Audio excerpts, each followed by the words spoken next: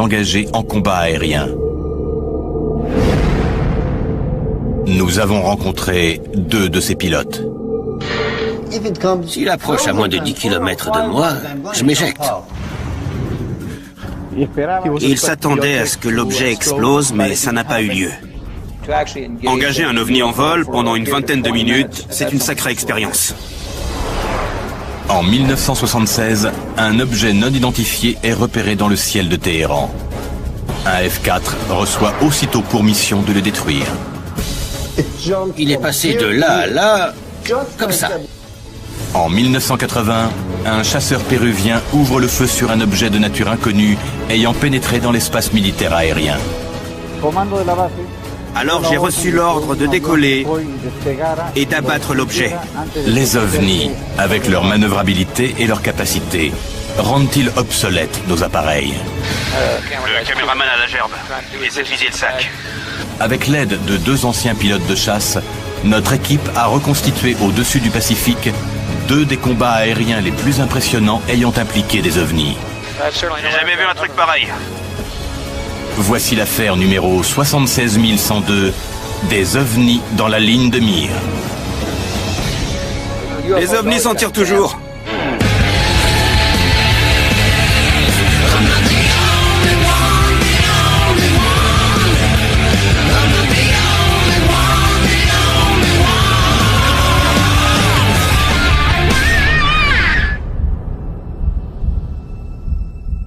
Le terme combat aérien est apparu pendant la Première Guerre mondiale et s'est généralisé pendant la Seconde.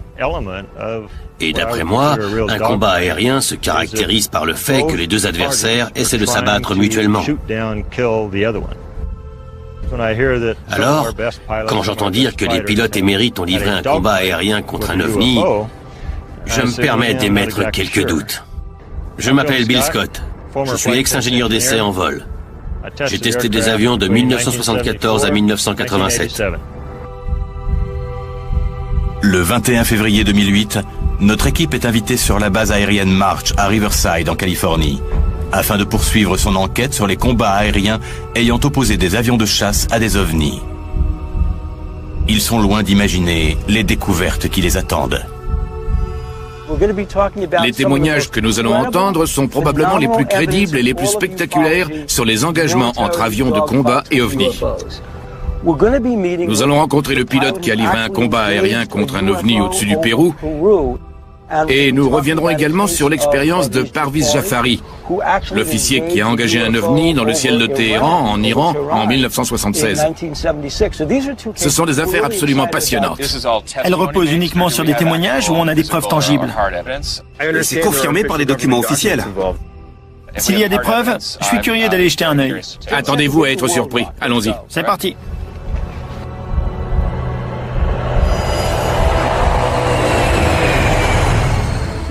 L'histoire de Parviz Jafari, pilote de chasse de l'armée iranienne, est sans doute l'une des plus incroyables que vous ayez jamais entendues. Il est approximativement 23 heures. Nous sommes le 18 septembre 1976. Les habitants de Téhéran sont pris de panique. Une sphère lumineuse décrit des cercles au-dessus de la ville. Il ne s'agit pas d'un hélicoptère, ni des avions de chasse ou de ligne qui fréquentent habituellement le ciel iranien. À cette époque, l'Iran est l'un des principaux alliés des États-Unis au Moyen-Orient. 3 ans nous séparent encore de la révolution islamique qui placera au pouvoir l'ayatollah Khomeini. L'Iran étant un pays frontalier de l'Union soviétique, l'armée américaine lui fournit des chasseurs F-4 Fantôme dernier cri et assure la formation de ses pilotes.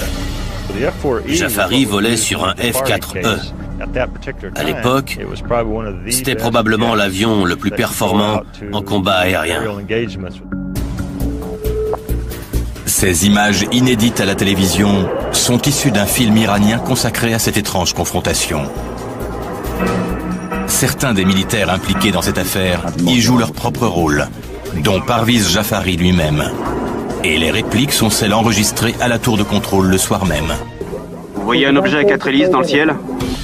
La tour de contrôle de l'aéroport de Mehrabad enregistre une multitude d'appels signalant la présence de cet ovni. Il ne s'agit ni d'un avion militaire, ni d'un avion civil. C'est au nord-est de Téhéran. Hossein Pirouzi est contrôleur aérien.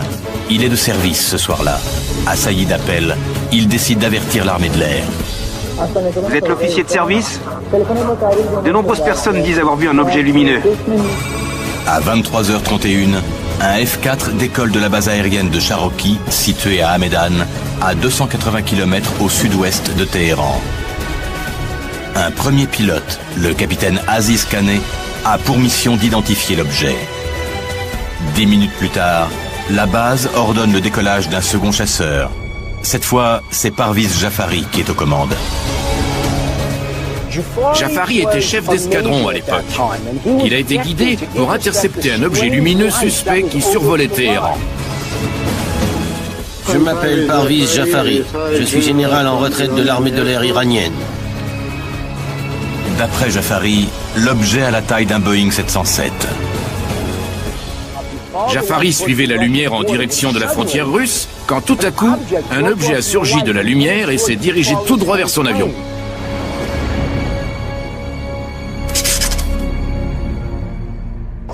J'ai viré vers lui.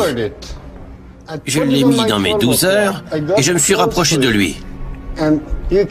Et difficile à croire, d'un seul coup, il est passé de là à là. Comme ça. D'après sa position, Jafari estime que l'objet a fait un bond de près de 45 km sur la droite en une fraction de seconde. Une manœuvre qu'aucun appareil conçu par l'homme n'est alors en mesure d'exécuter. J'ai demandé à la tour s'il y avait du trafic ce soir-là. Ils ont répondu qu'il n'y avait aucun avion dans le ciel. Nous le voyons aussi. Jafari poursuit son approche quand il est témoin d'une scène surréaliste. Une chose qui ressemblait à une lune en est sortie. Un deuxième objet est sorti du premier. Un autre objet, juste en dessous de l'horizon. Et il s'est mis à voler vers moi. Ce second objet sphérique surgit du triangle lumineux et fonce tout droit sur le F-4 de Jafari. Le chasseur vole alors à une vitesse supersonique. Pourtant, l'objet le frôle à la vitesse de l'éclair et vient décrire des cercles autour de lui comme s'il était immobile. Imaginez ça. Je vole quasiment à la vitesse du son. Et une chose vient décrire des cercles autour de moi. Après avoir contourné l'appareil de Jafari, la petite sphère rejoint l'objet en forme de losange plus volumineux, toujours en stationnaire à une quarantaine de kilomètres de là. Pendant un instant, Jafari se croit hors de danger. Mais à son grand étonnement, une autre sphère sort et se dirige à son tour droit sur lui. Cela ne fait plus aucun doute, il est attaqué. Jafari s'active sur son tableau de bord pour armer, puis tirer un missile M9 à guidage infrarouge. Mais il n'est pas au bout de ses surprises. Pour pouvoir tirer, le voyant vert et le voyant rouge doivent s'allumer. Je regarde le tableau à gauche et les instruments, ils sont tous en panne. Tous les voyants sont éteints. Jafari pense que pendant l'engagement avec l'OVNI, celui-ci a envoyé une impulsion électromagnétique suffisamment puissante pour provoquer une panne temporaire de l'ensemble des systèmes électroniques, dont les instruments de navigation, l'avionique et le système d'armes. Dans l'incapacité de tirer et sans aucun moyen de défense face à cet objet inconnu, Jafari envisage de s'éjecter de l'avion. Je me suis dit, s'il approche à moins de 10 km, je m'éjecte. Mais alors que Jafari est sur le point de faire ce geste fatidique, l'objet prend la trajectoire inverse et regagne une nouvelle fois le premier appareil. En le regardant s'éloigner, j'ai pu distinguer l'objet principal, là. Il est allé juste en dessous et a disparu. Épuisé par ce combat aérien qu'il a opposé de nuit à plusieurs ovnis au nord de Téhéran, le major Jafari conclut qu'il est trop dangereux de continuer à poursuivre ce mystérieux objet en forme de losange. Il obtient l'autorisation d'atterrir à Téhéran. Mais alors qu'il amorce sa descente, il s'aperçoit que cet affrontement n'est pas encore terminé. Pendant ma descente, une autre sphère Ma prise en chasse. En revenant vers la base de Mehrabad, il constate qu'un autre objet est à ses trousses. Dans la dernière phase de son approche, il jette un regard par-dessus son épaule et voit l'objet atterrir dans le désert. Je distinguais parfaitement bien le sable. L'objet était tellement lumineux. Jafari reçoit un contre-ordre. Il est chargé d'aller identifier l'objet qui se serait posé non loin de la base. Plusieurs témoins oculaires parmi les militaires et les civils confirment avoir vu l'objet se cracher aux abords de Shemiran. Il fonçait droit vers le sol, à une vitesse telle que j'étais persuadé de voir une gigantesque explosion. Mais ça n'a pas eu lieu. L'objet a terminé sa descente et s'est posé en douceur. Lorsqu'il atterrit enfin à Mehrabad, Parviz Jafari sait qu'il devra rendre compte à son commandement des événements de la nuit. Il ignore en revanche que l'armée iranienne n'est pas la seule que son rapport intéressera. Quelqu'un du gouvernement américain m'écoutait, tout en prenant des notes. Quel rôle la CIA a-t-elle joué dans cette affaire et sa dissimulation? Quand Jafari a atterri, des agents de la CIA et un colonel de l'armée de l'air l'attendaient pour le débriefer. Pour la toute première fois à la télévision, voici le rapport militaire officiel déclassifié relatant cette affaire. Pourquoi ce document a-t-il atterri directement à la Maison-Blanche? Et qu'a-t-on trouvé le lendemain sur le site du crash?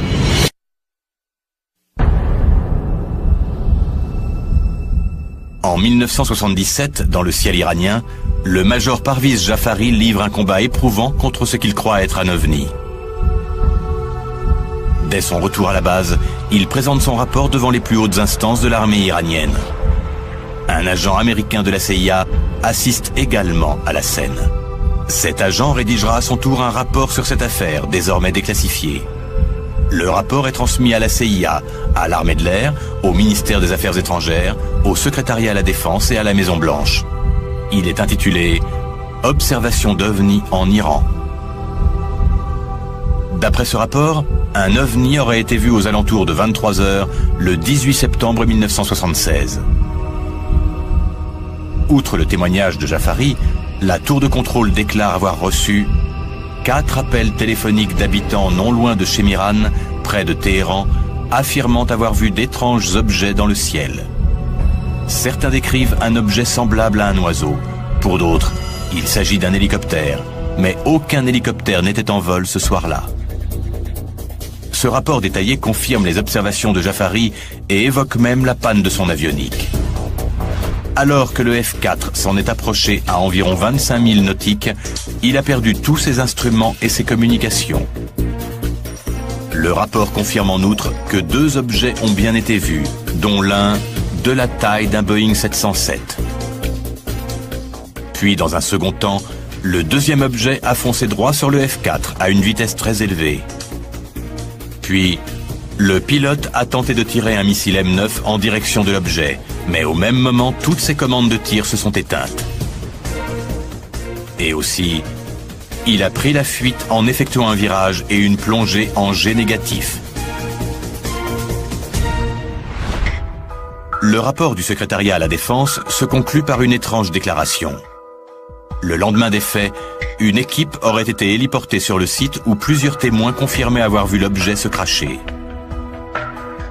D'après le rapport, le site a été inspecté pour de possibles radiations. Aucune information complémentaire n'a jamais été divulguée. Elle reste peut-être classifiée.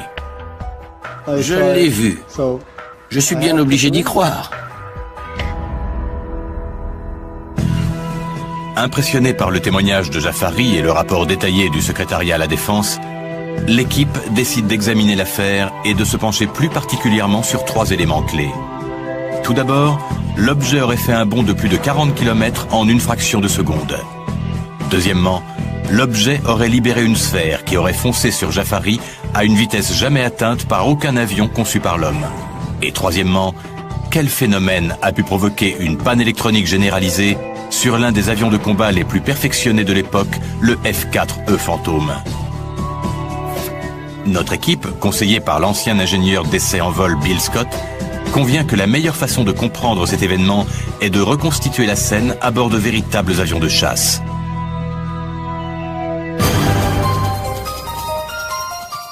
Nos experts se dirigent donc vers la base Air Combat USA, dans le comté d'Orange, en Californie, le meilleur escadron de combat aérien de toute l'Amérique.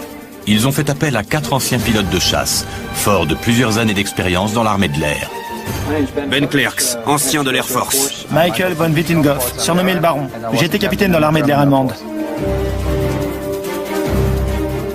Vous volerez sur des Sea Marchetti SF-260, des avions d'attaque légers, capables de larguer des bombes, de tirer des missiles et d'embarquer des mitrailleuses. C'est un avion de catégorie plus 6G, moins 3G. Il atteint 450 km/h et réagit exactement comme un avion d'attaque léger. Voilà la donne. Après concertation, les pilotes et Bill Scott estiment qu'en reconstituant la scène à une échelle de 25%, ils obtiendront des résultats plus concluants avec ce type d'avion. Ils voleront donc à 25% de la vitesse initiale et parcourront 25% de la distance d'origine. Nous avons choisi de reconstituer ce combat à bord d'avions ordinaires, car cela permettra aux gens de se faire une idée plus concrète de la vitesse à laquelle ces événements ont pu se produire. Effectivement, puisqu'il s'agit d'un modèle d'avion différent, il y a des figures que nous ne pourrons pas effectuer, mais je pense que ce sera très éloquent. Aujourd'hui, nous allons reconstituer les événements. On sortira donc à 2 avions et l'un d'entre nous jouera le rôle de l'OVNI. On garde une distance de sécurité de 150 mètres et nous aurons des parachutes en cas d'urgence. On crie éjection, éjection, éjection et on largue la verrière. Allez, en piste. C'est parti. Allez.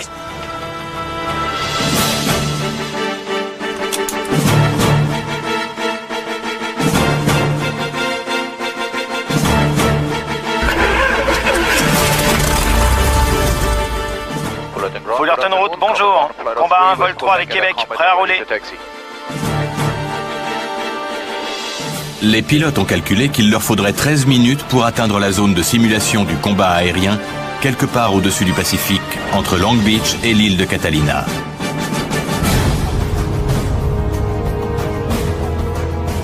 Le combat va commencer. L'équipe va tenter de vérifier la première donnée intrigante de cette affaire. L'OVNI aurait parcouru plusieurs kilomètres en une fraction de seconde. Ted et le Baron, dans le rôle de l'OVNI, amorcent un virage exagérément serré à plein régime. Il est passé de là à là, comme ça. Bill Scott et le Joker, qui volent à une vitesse réduite, tentent de le suivre. Bien sûr, la première simulation consiste à poursuivre la cible dans un virage à droite. La cible doit effectuer un virage de 10 degrés extrêmement rapide. Le Baron part en tête.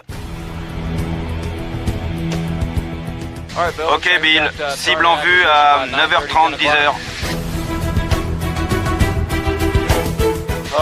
Il vient de virer à 10h30, en une fraction de seconde. Exact. Il a viré de 10 degrés en un éclair. C'est clair. Je l'ai en visu à 11h. Je l'ai aussi.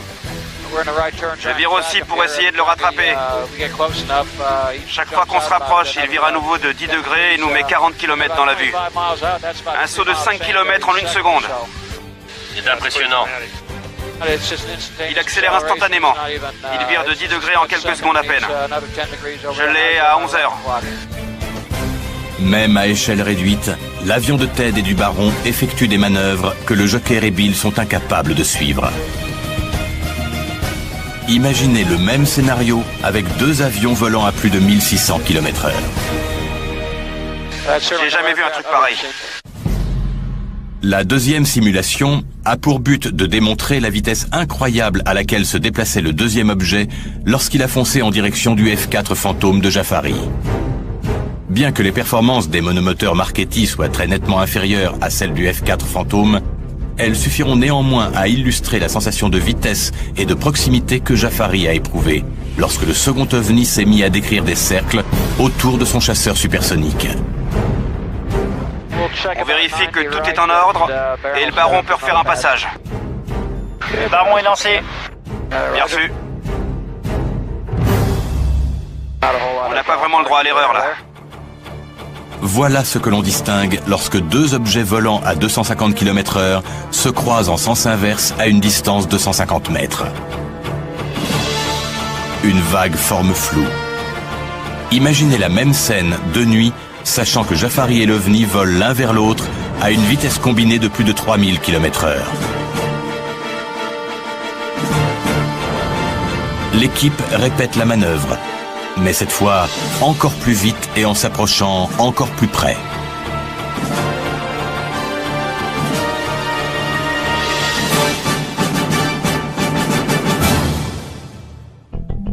Le lendemain de l'événement, le 19 septembre 1976, des recherches et des mesures de radioactivité auraient été effectuées sur le lieu supposé de l'atterrissage de l'OVNI.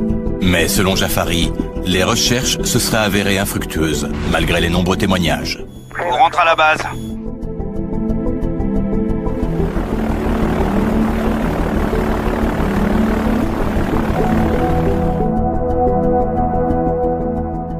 Alors, quel effet ça fait? Vous avez foncé l'un vers l'autre à combien? 250 km/h? C'est ça. On volait à peu près à 130 nœuds. Eux aussi, donc ça donne du 510 km/h. Ça se passe en un clin d'œil. On aperçoit une petite tache noire au loin, et quelques secondes plus tard, elle est passée derrière nous à près de 500 km/h. Il a connu la même situation. Et au moment où il s'est placé en position défensive, voyant l'OVNI devenir hostile, ses commandes de tir sont tombées en panne. Quand un pilote perd ses instruments de vol, il est franchement dans la... Ce n'est pas censé arriver. Ce sont des systèmes de pointe sophistiqués et les plus robustes qui soient. On les utilise en temps de guerre, donc ce sont des équipements à toute épreuve, y compris à celle des balles. Donc c'est vraiment étonnant qu'il ait perdu toutes les commandes. D'autant plus que la panne ne concernait pas uniquement le système pneumatique ou le système électrique, mais tous les systèmes. Et honnêtement, je ne vois pas la moindre explication à ce phénomène.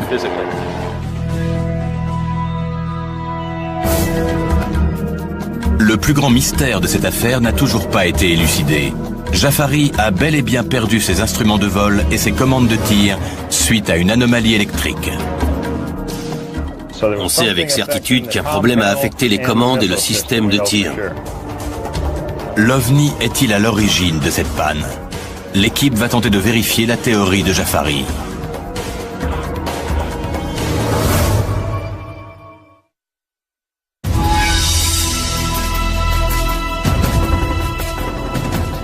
Dans l'affaire iranienne, le pilote du F-4 qui a reçu l'ordre d'abattre l'OVNI était certainement très confiant.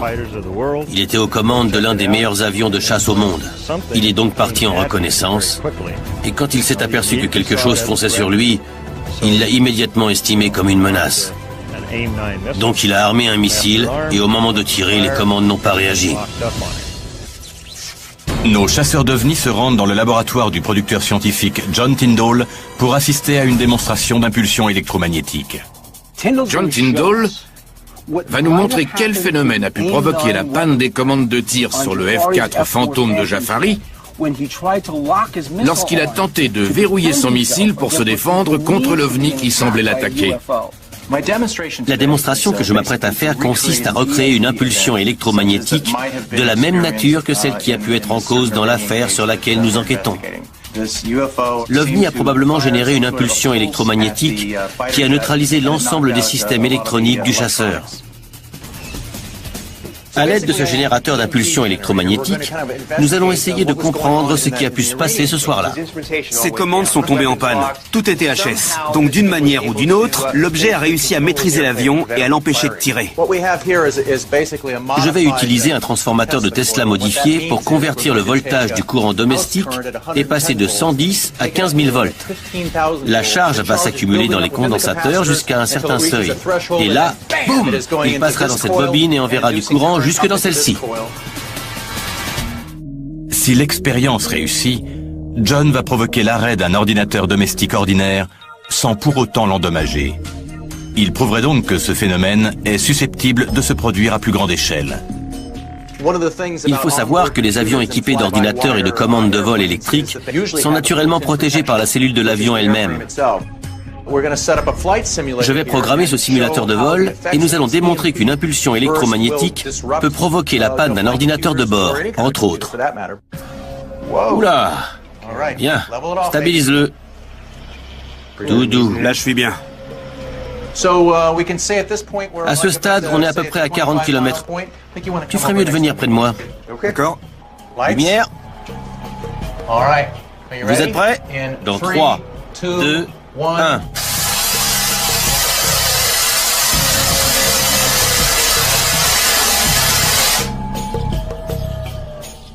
Sous l'effet d'une décharge de 15 000 volts de courant à faible ampérage, l'ordinateur s'est éteint. Mais pourra-t-il redémarrer après un tel choc? Il s'est éteint. Jeff, regarde si tu peux le remettre en marche. C'est parti. Regarde. A priori, l'ordi réagit. Exact, il est revenu à lui. L'unité centrale n'a pas rendu l'âme. Tout comme les commandes de Jafari, l'ordinateur a recommencé à fonctionner normalement sitôt l'impulsion terminée. John, tu viens de démontrer que l'on pouvait désactiver un ordinateur en utilisant un faisceau d'électrons ou autre, comme celui tiré par cet ovni pour neutraliser les commandes de bord de Jafari cette nuit de 1976. S'il est bien question d'extraterrestres, il est probable qu'ils possèdent des moyens technologiques largement supérieurs à ceux que nous avons dans ce labo. Bien que l'expérience ait réussi, on ignore malgré tout si cela reste viable à grande échelle. Nous avons mené cette expérience à moins d'1 mètre de distance. Mais il faudrait une puissance faramineuse pour la reproduire à une distance de 40 km. D'autant plus que pour endommager les circuits, le faisceau doit pénétrer dans la cellule métallique de l'avion.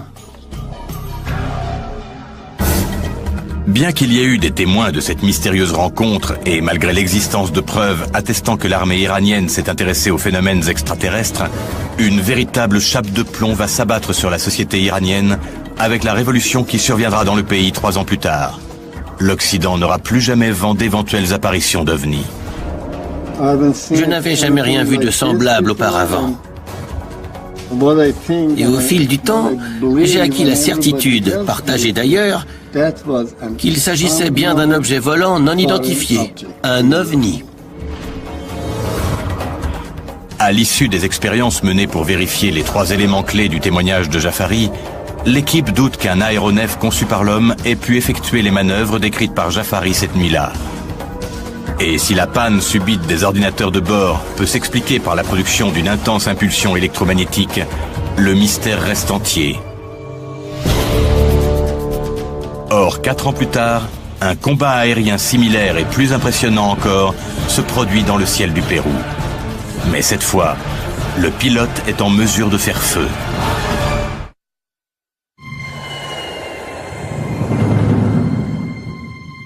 Le 18 février 2008, Oscar Santamaria atterrit à l'aéroport international de Los Angeles.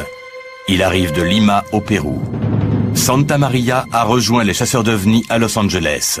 Il va les aider à faire la lumière sur les circonstances entourant un combat aérien qu'il a opposé à un ovni au-dessus du Pérou en 1980. Je m'appelle Oscar Santamaria Huertas. J'étais pilote dans l'armée de l'air péruvienne et je suis actuellement à la retraite. Le 11 avril 1980, à 7h15 du matin, sur la base aérienne de La Joya, au Pérou, les 1800 soldats en service ce jour-là ont aperçu au bout de la piste de décollage un objet qui ressemblait à un ballon et qui n'avait pas été autorisé à pénétrer dans l'espace aérien. Nous avons tous pensé qu'il s'agissait d'un espion. Mon commandement m'a aussitôt donné l'ordre de décoller et d'abattre l'objet. Santamaria décharge 64 obus sur la cible avec ses canons de 30 mm. Mais à son grand étonnement, les balles semblent passer à travers l'objet. Elles auraient détruit n'importe quoi, y compris un ballon météorologique. Il s'attendait à ce que l'objet explose. Mais ça n'a pas été le cas et l'objet a commencé à prendre de l'altitude. Il s'est alors lancé à sa poursuite. Tandis qu'il le prend en chasse, Santa Maria remarque le comportement étrange de l'objet. Chaque fois que le pilote parvient à porter, l'objet prend encore de l'altitude en effectuant des manœuvres dignes de Top Gun. Pourtant, la partie la plus fascinante de cette aventure est encore à venir. Et elle implique l'armée américaine. J'ai rencontré Oscar Santamaria, j'ai écouté son témoignage, et j'avoue que je ne vois pas pourquoi cet officier de l'armée de l'air raconterait une histoire pareille, à moins qu'il n'ait été profondément marqué par cette expérience. Je crois qu'il a vu quelque chose qui l'a bouleversé et dont il ne s'est toujours pas remis. Étant donné la complexité et le caractère surréaliste de cette aventure, Oscar Santamaria s'est toujours heurté au scepticisme de ceux qui refusaient de croire que l'objet, comme l'avion, avait pu effectuer de telles manœuvres au cours de ce combat aérien qui, d'après lui, l'opposait bel et bien à un ovni. L'équipe souhaite déterminer si l'ovni en question était en effet nettement plus performant que tous les avions existants à l'époque. Dans l'impossibilité de réquisitionner un Sukhoi 22, ils embarqueront à bord de son équivalent le plus proche. Ils retournent donc sur la base d'Air Combat USA pour examiner cette affaire dans les airs. L'équipe a relevé ici 3 éléments particulièrement pertinents, dont elle va tenter de vérifier la plausibilité. Le fait que Santamaria ait verrouillé l'OVNI et lui ait tiré dessus sans effet notable fait forte impression au sein de l'équipe. Mais il serait délicat de reproduire l'expérience. Cependant, 2 autres manœuvres peuvent être reproduites avec précision. Tout d'abord, l'OVNI s'est littéralement immobilisé dans les airs. Deuxièmement, alors qu'il stationnait, l'objet a soudainement pris de l'altitude à une vitesse fulgurante.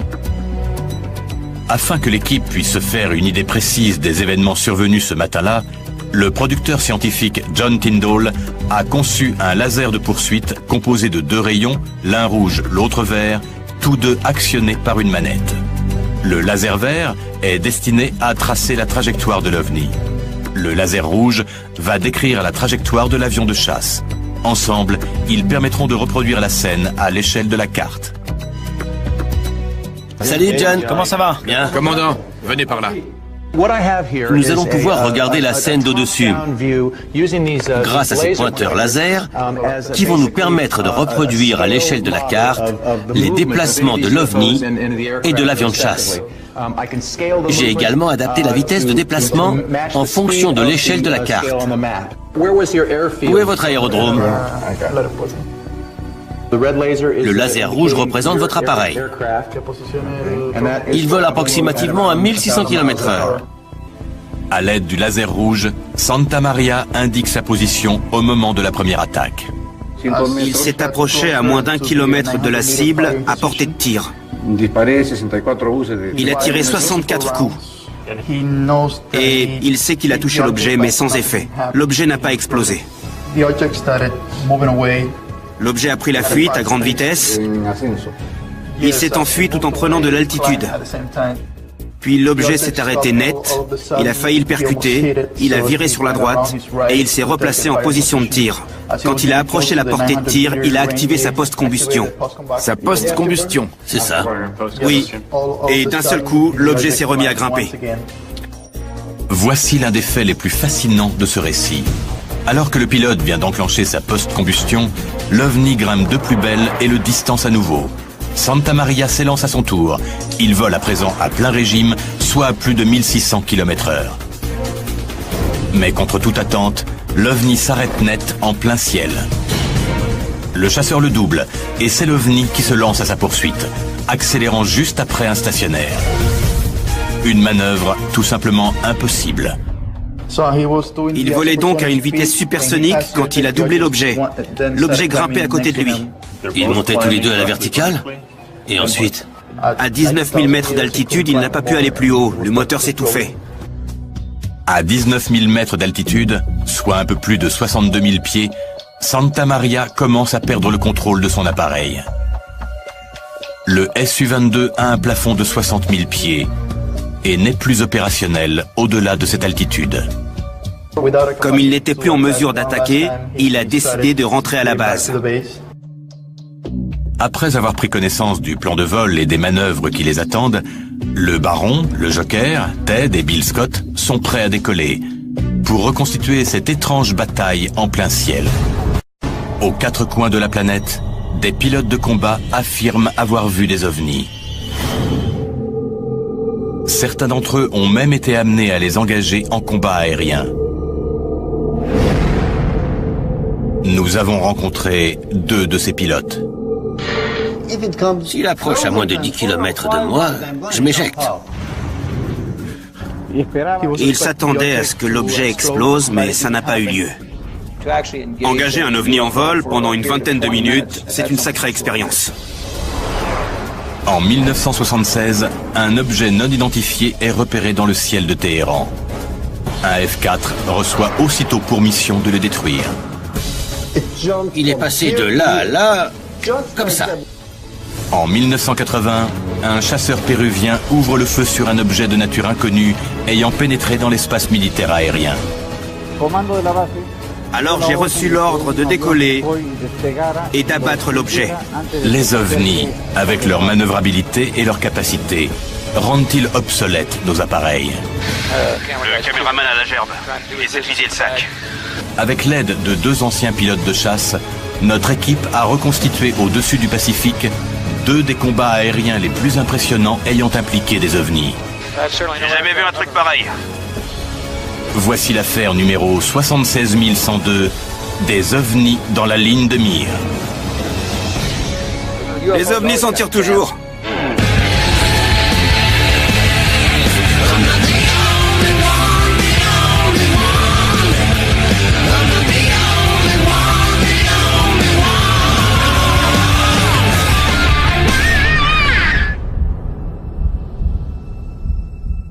Le terme combat aérien est apparu pendant la Première Guerre mondiale et s'est généralisé pendant la Seconde. Et d'après moi, un combat aérien se caractérise par le fait que les 2 adversaires essaient de s'abattre mutuellement. Alors, quand j'entends dire que les pilotes émérites ont livré un combat aérien contre un ovni, je me permets d'émettre quelques doutes. Je m'appelle Bill Scott. Je suis ex-ingénieur d'essai en vol. J'ai testé des avions de 1974 à 1987. Le 21 février 2008, notre équipe est invitée sur la base aérienne March à Riverside, en Californie, afin de poursuivre son enquête sur les combats aériens ayant opposé des avions de chasse à des ovnis. Ils sont loin d'imaginer les découvertes qui les attendent. Les témoignages que nous allons entendre sont probablement les plus crédibles et les plus spectaculaires sur les engagements entre avions de combat et ovnis. Nous allons rencontrer le pilote qui a livré un combat aérien contre un ovni au-dessus du Pérou. Et nous reviendrons également sur l'expérience de Parviz Jafari, l'officier qui a engagé un ovni dans le ciel de Téhéran, en Iran, en 1976. Ce sont des affaires absolument passionnantes. Elles reposent uniquement sur des témoignages ou on a des preuves tangibles? C'est confirmé par des documents officiels.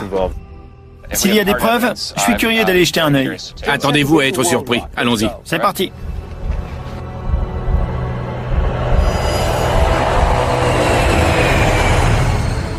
L'histoire de Parviz Jafari, pilote de chasse de l'armée iranienne, est sans doute l'une des plus incroyables que vous ayez jamais entendues. Il est approximativement 23 heures. Nous sommes le 18 septembre 1976. Les habitants de Téhéran sont pris de panique. Une sphère lumineuse décrit des cercles au-dessus de la ville.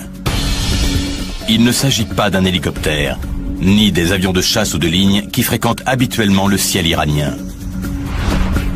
À cette époque, l'Iran est l'un des principaux alliés des États-Unis au Moyen-Orient. 3 ans nous séparent encore de la révolution islamique qui placera au pouvoir l'ayatollah Khomeini. L'Iran étant un pays frontalier de l'Union soviétique, l'armée américaine lui fournit des chasseurs F-4 Fantôme dernier cri et assure la formation de ses pilotes. Jafari volait sur un F-4E. À l'époque, c'était probablement l'avion le plus performant en combat aérien. Ces images inédites à la télévision sont issues d'un film iranien consacré à cette étrange confrontation. Certains des militaires impliqués dans cette affaire y jouent leur propre rôle, dont Parviz Jafari lui-même. Et les répliques sont celles enregistrées à la tour de contrôle le soir même. Vous voyez un objet à 4 hélices dans le ciel? La tour de contrôle de l'aéroport de Mehrabad enregistre une multitude d'appels signalant la présence de cet ovni. Il ne s'agit ni d'un avion militaire, ni d'un avion civil. C'est au nord-est de Téhéran. Hossein Pirouzi est contrôleur aérien. Il est de service ce soir-là. Assailli d'appels, il décide d'avertir l'armée de l'air. Vous êtes l'officier de service? De nombreuses personnes disent avoir vu un objet lumineux. À 23h31, un F-4 décolle de la base aérienne de Sharoki, située à Hamedan, à 280 km au sud-ouest de Téhéran. Un premier pilote, le capitaine Aziz Kaneh, a pour mission d'identifier l'objet. 10 minutes plus tard, la base ordonne le décollage d'un second chasseur. Cette fois, c'est Parviz Jafari qui est aux commandes. Jafari était chef d'escadron à l'époque. Il a été guidé pour intercepter un objet lumineux suspect qui survolait Téhéran. Je m'appelle Parviz Jafari. Je suis général en retraite de l'armée de l'air iranienne. D'après Jafari, l'objet a la taille d'un Boeing 707. Jafari suivait la lumière en direction de la frontière russe quand tout à coup, un objet a surgi de la lumière et s'est dirigé tout droit vers son avion.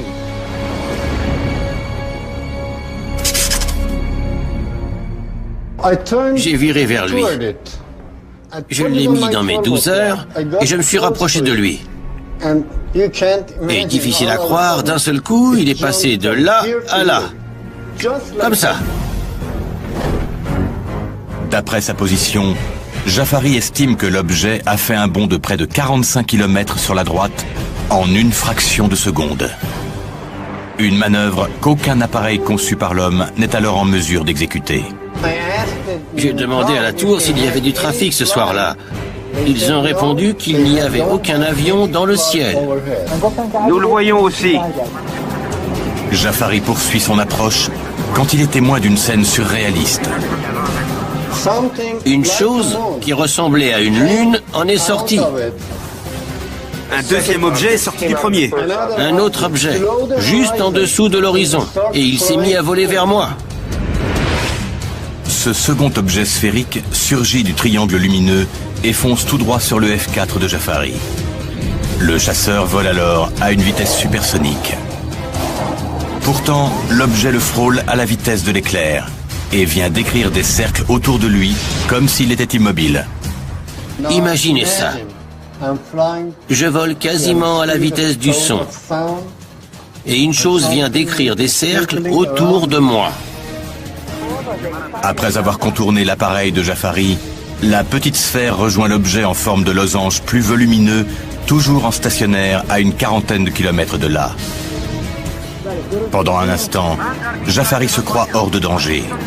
Mais à son grand étonnement, une autre sphère sort et se dirige à son tour droit sur lui. Cela ne fait plus aucun doute, il est attaqué.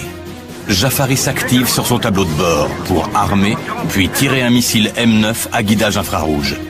Mais il n'est pas au bout de ses surprises. Pour pouvoir tirer, le voyant vert et le voyant rouge doivent s'allumer. Je regarde le tableau à gauche et les instruments y sont tous en panne. Tous les voyants sont éteints. Jafari pense que pendant l'engagement avec l'OVNI, celui-ci a envoyé une impulsion électromagnétique suffisamment puissante pour provoquer une panne temporaire de l'ensemble des systèmes électroniques, dont les instruments de navigation, l'avionique et le système d'armes. Dans l'incapacité de tirer et sans aucun moyen de défense face à cet objet inconnu, Jafari envisage de s'éjecter de l'avion. Je me suis dit, s'il approche à moins de 10 km, je m'éjecte. Mais alors que Jafari est sur le point de faire ce geste fatidique, l'objet prend la trajectoire inverse et regagne une nouvelle fois le premier appareil. En le regardant s'éloigner, j'ai pu distinguer l'objet principal, là. Il est allé juste en dessous et a disparu. Épuisé par ce combat aérien qu'il a opposé de nuit à plusieurs ovnis au nord de Téhéran, le major Jafari conclut qu'il est trop dangereux de continuer à poursuivre ce mystérieux objet en forme de losange. Il obtient l'autorisation d'atterrir à Téhéran. Mais alors qu'il amorce sa descente, il s'aperçoit que cet affrontement n'est pas encore terminé. Pendant ma descente, une autre sphère m'a prise en chasse. En revenant vers la base de Mehrabad, il constate qu'un autre objet est à ses trousses.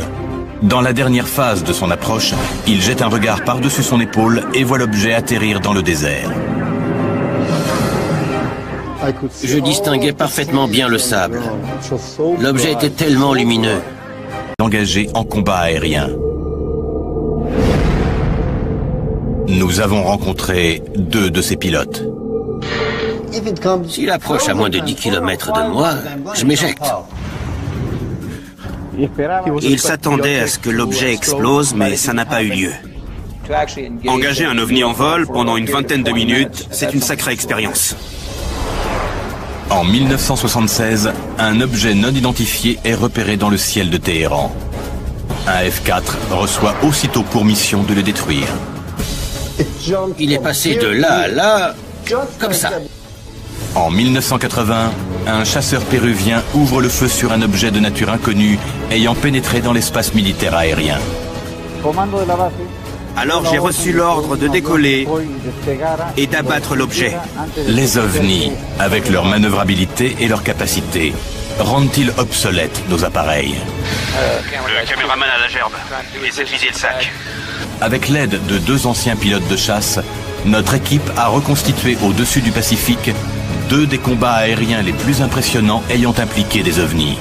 J'ai jamais vu un truc pareil. Voici l'affaire numéro 76102, des ovnis dans la ligne de mire. Les ovnis s'en tirent toujours.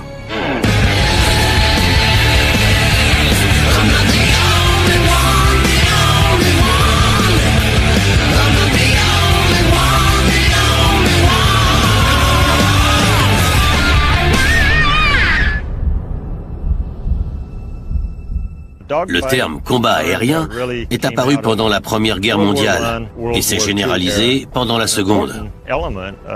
Et d'après moi, un combat aérien se caractérise par le fait que les 2 adversaires essaient de s'abattre mutuellement. Alors, quand j'entends dire que les pilotes émérites ont livré un combat aérien contre un ovni, je me permets d'émettre quelques doutes. Je m'appelle Bill Scott. Je suis ex-ingénieur d'essai en vol. J'ai testé des avions de 1974 à 1987. Le 21 février 2008, notre équipe est invitée sur la base aérienne March à Riverside, en Californie, afin de poursuivre son enquête sur les combats aériens ayant opposé des avions de chasse à des ovnis. Ils sont loin d'imaginer les découvertes qui les attendent. Les témoignages que nous allons entendre sont probablement les plus crédibles et les plus spectaculaires sur les engagements entre avions de combat et ovnis. Nous allons rencontrer le pilote qui a livré un combat aérien contre un ovni au-dessus du Pérou. Et nous reviendrons également sur l'expérience de Parviz Jafari, l'officier qui a engagé un ovni dans le ciel de Téhéran, en Iran, en 1976. Ce sont des affaires absolument passionnantes. Elles reposent uniquement sur des témoignages ou on a des preuves tangibles? Et c'est confirmé par les documents officiels. S'il y a des preuves, je suis curieux d'aller jeter un œil. Attendez-vous à être surpris. Allons-y. C'est parti.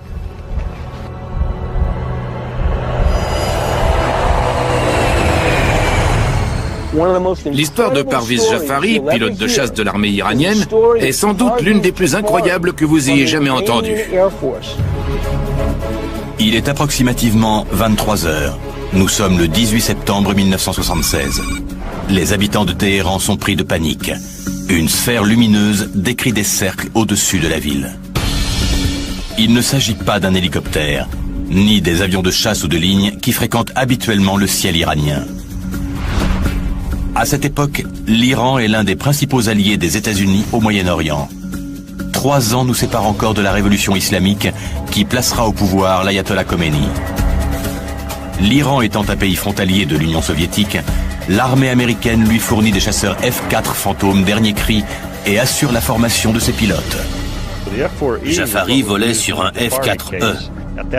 À l'époque, c'était probablement l'avion le plus performant en combat aérien. Ces images inédites à la télévision sont issues d'un film iranien consacré à cette étrange confrontation. Certains des militaires impliqués dans cette affaire y jouent leur propre rôle, dont Parviz Jafari lui-même. Et les répliques sont celles enregistrées à la tour de contrôle le soir même. Vous voyez un objet à 4 hélices dans le ciel? La tour de contrôle de l'aéroport de Mehrabad enregistre une multitude d'appels signalant la présence de cet ovni.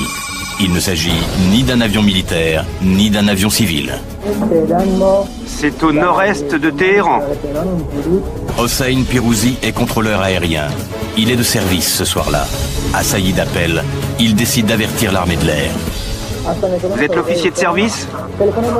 De nombreuses personnes disent avoir vu un objet lumineux. À 23h31, un F-4 décolle de la base aérienne de Sharoki, située à Hamedan, à 280 km au sud-ouest de Téhéran. Un premier pilote, le capitaine Aziz Khaneh, a pour mission d'identifier l'objet. 10 minutes plus tard, la base ordonne le décollage d'un second chasseur. Cette fois, c'est Parviz Jafari qui est aux commandes. Jafari était chef d'escadron à l'époque. Il a été guidé pour intercepter un objet lumineux suspect qui survolait Téhéran. Je m'appelle Parviz Jafari. Je suis général en retraite de l'armée de l'air iranienne. D'après Jafari, l'objet a la taille d'un Boeing 707. Jafari suivait la lumière en direction de la frontière russe quand tout à coup, un objet a surgi de la lumière et s'est dirigé tout droit vers son avion.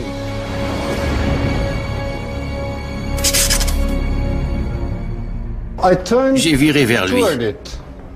Je l'ai mis dans mes 12 heures et je me suis rapproché de lui. Et difficile à croire, d'un seul coup, il est passé de là à là. Comme ça.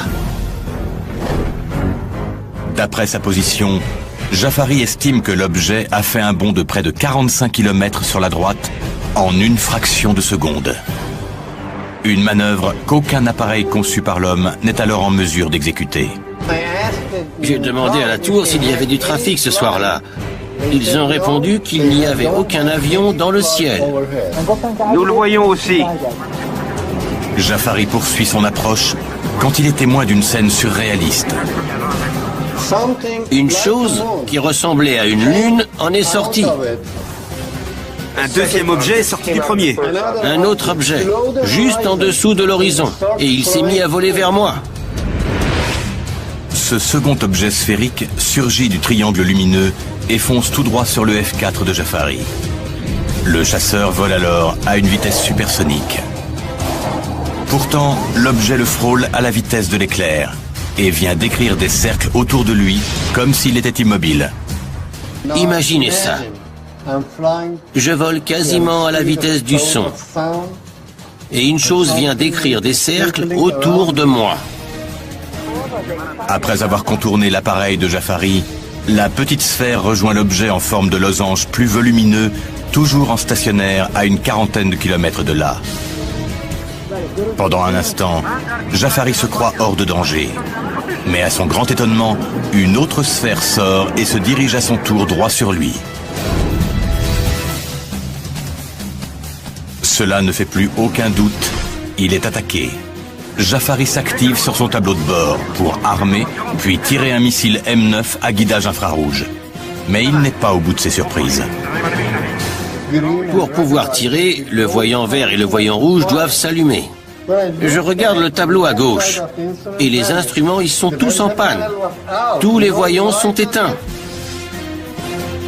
Jafari pense que pendant l'engagement avec l'OVNI, celui-ci a envoyé une impulsion électromagnétique suffisamment puissante pour provoquer une panne temporaire de l'ensemble des systèmes électroniques, dont les instruments de navigation, l'avionique et le système d'armes. Dans l'incapacité de tirer et sans aucun moyen de défense face à cet objet inconnu, Jafari envisage de s'éjecter de l'avion. Je me suis dit, S'il approche à moins de 10 km, je m'éjecte. Mais alors que Jafari est sur le point de faire ce geste fatidique, l'objet prend la trajectoire inverse et regagne une nouvelle fois le premier appareil. En le regardant s'éloigner, j'ai pu distinguer l'objet principal, là. Il est allé juste en dessous et a disparu. Épuisé par ce combat aérien qu'il a opposé de nuit à plusieurs ovnis au nord de Téhéran, le major Jafari conclut qu'il est trop dangereux de continuer à poursuivre ce mystérieux objet en forme de losange. Il obtient l'autorisation d'atterrir à Téhéran. Mais alors qu'il amorce sa descente, il s'aperçoit que cet affrontement n'est pas encore terminé. Pendant ma descente, une autre sphère m'a pris en chasse. En revenant vers la base de Mehrabad, il constate qu'un autre objet est à ses trousses.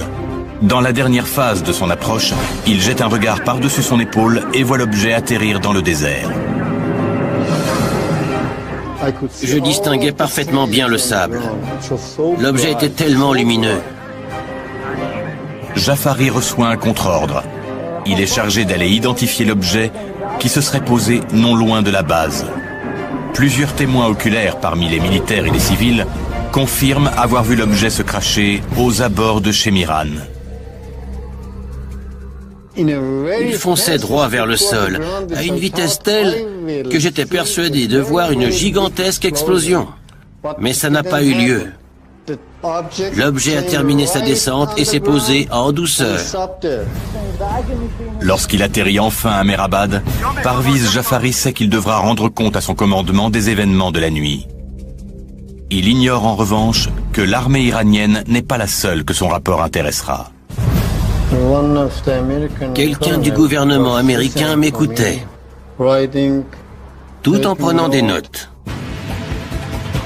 Quel rôle la CIA a-t-elle joué dans cette affaire et sa dissimulation? Quand Jafari a atterri, des agents de la CIA et un colonel de l'armée de l'air l'attendaient pour le débriefer.